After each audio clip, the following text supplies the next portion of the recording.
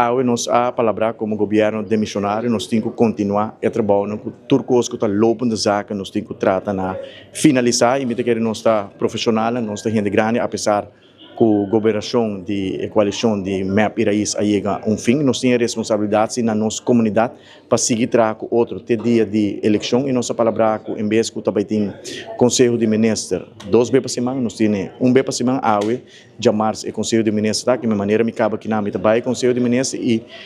tema na maneira essa que seguro lo guardo adressar permite que a responsabilidade de colega ministro Arns para atender com o MB me saco tá tem conversão que taxista na for de momento que tá tem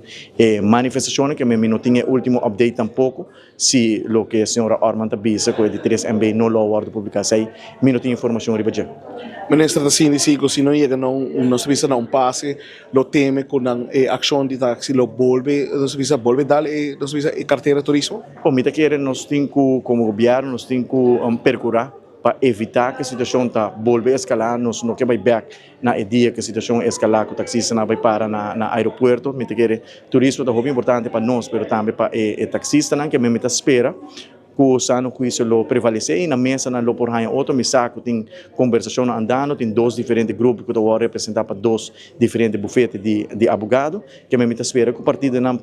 chegue na outra para evitar escalação que não quer nenhum momento que naturalmente tem consequência para nosso turismo. Nesse dia aí tem dados mais ou menos que está local que está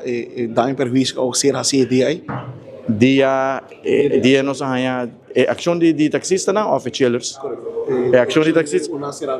não nós não tem indicação ainda que o dano pero obviamente ora tem ação assim tem consequência financeira para Aruba sua economia pero também para o aeroporto de Aruba.